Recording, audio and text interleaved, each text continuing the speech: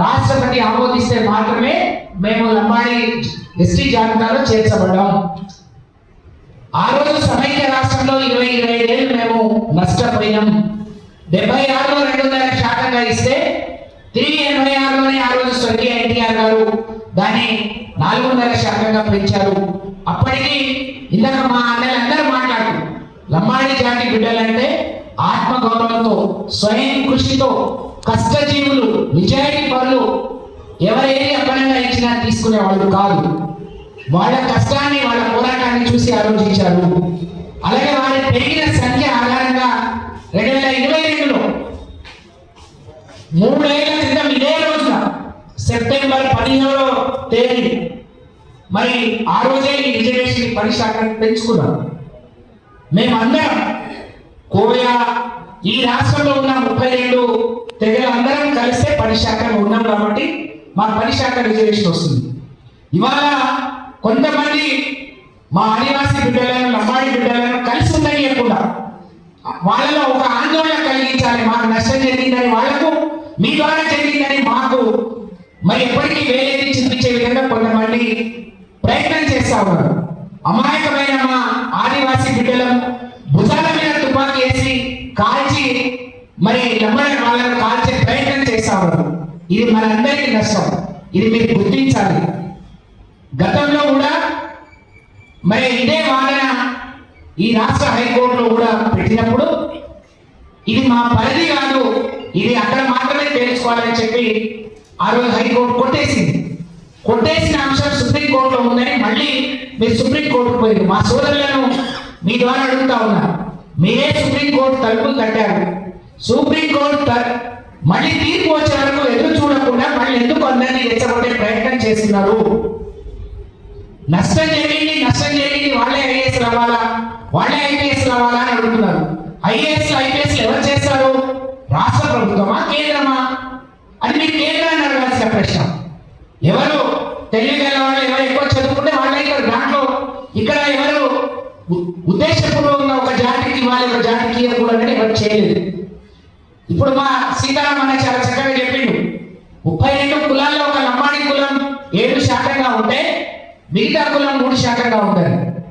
ఇవాళ రాష్ట్రంలో ఉండే 12 ఎస్టీ రిజర్వేషన్లో వచ్చిన అసెంబ్లీ సీట్లలో 7 మా ఆదివాసీ బిడ్డలు ఉన్నారు, 5 లంబాడి బిడ్డలు ఉన్నారు.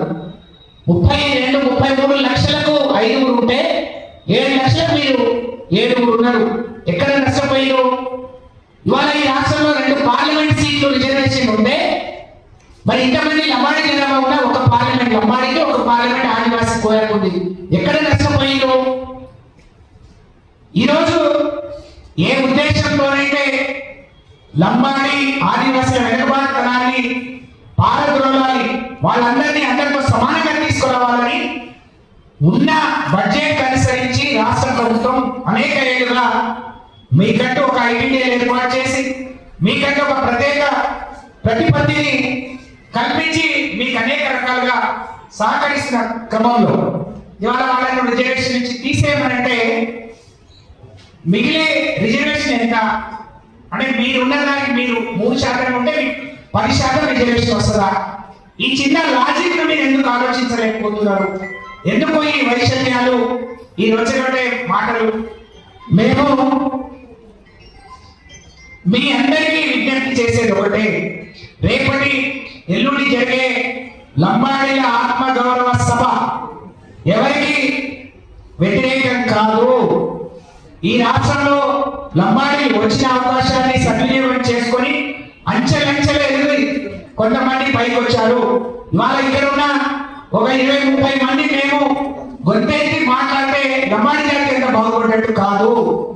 ఇవాళ ఎక్కడ చూసినా ఎంత పేదరికం ఉంది అని అంటే ఇంకా అనేక మంది మరి కనీస వసతులు కూడా లేని, మరి సరైన ఇల్లు లేక, సరైన వస్త్రాలు లేక, సరైన తిండి లేక మీ బిడ్డలు మా బిడ్డలు మరి తండాలో గూడాలో నివసిస్తున్నారు.